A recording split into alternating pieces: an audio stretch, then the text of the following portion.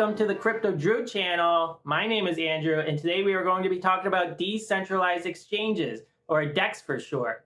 But before you ask, no, a DEX is not a handheld device that Ash Ketchum uses to try to figure out how overweight his Pikachu is.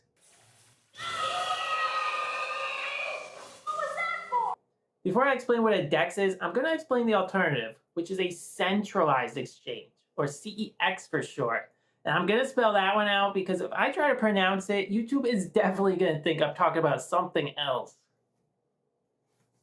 Now, a centralized exchange is a place where people can trade cryptocurrencies and other native tokens.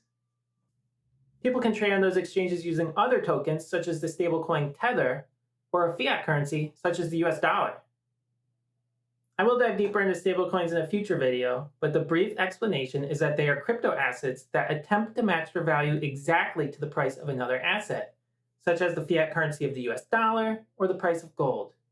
Tether and USDC are two examples of stablecoins that attempt to match their value to the price of the US dollar. When you send your assets to one of these centralized exchanges, the exchange has full custody of your assets until they're traded or withdrawn. This is incredibly similar to the banking system, where if you deposit money into a checking account, the bank has full custody of your money until you withdraw it or spend it on something else. A decentralized exchange differs from this because it never takes custody of its users' assets during a trade. How revolutionary, right? It does this by allowing its users to hook up a digital wallet containing their assets to the exchange, and the exchange executes trades against those digital wallets directly using smart contracts. So it never takes custody of those assets during a trade.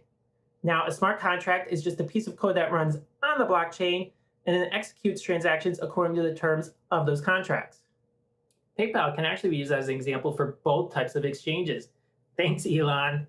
So if you send $3 to a PayPal account, they'll take custody of that money and they'll put it into a pooled account with everyone else's money.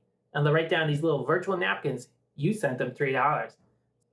This is very similar to a centralized exchange where they pull everyone's assets into a single digital wallet, and you just keep track of how much of that belongs to you.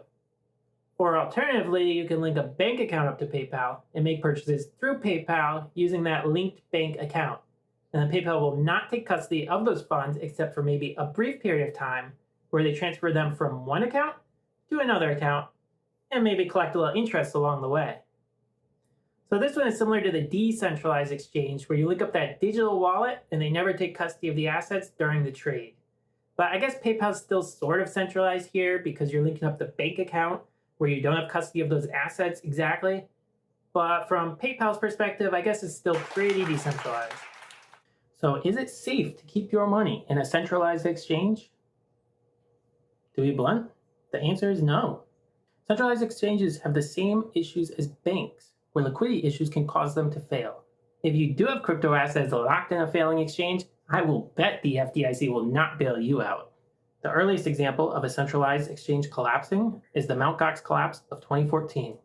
At one point in time, that one exchange was responsible for 70% of Bitcoin transactions. Wow! After nearly a decade of legal battles and settlement cases, finally, its users might be able to recover some of their assets. And I bet those Bitcoins are worth a lot of money now.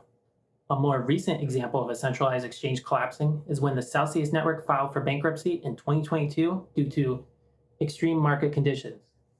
This cost its users billions of dollars in assets. Billions.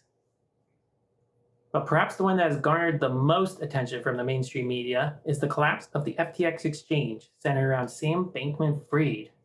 Boy, was that a debacle. Centralized exchanges are still very important though. They allow an on-ramp for new investors to link up their bank accounts with fiat currency to make their first purchase of cryptocurrency. And then once those crypto assets are acquired on the centralized exchange, they can be transferred over to a digital wallet and then traded on a decentralized exchange using that digital wallet. But the other major selling point to the centralized exchanges is that they're super user-friendly. You don't have to worry about creating a digital wallet or linking up to some decentralized exchange, yada, yada, yada. No, you just link up your bank account, you trade in that one exchange, and you're done. Lucky you got me now, though. I'm going to teach you how to do all that yada, yada, yada in crypto. Thanks for sticking around. Just like, subscribe, and I will see you soon.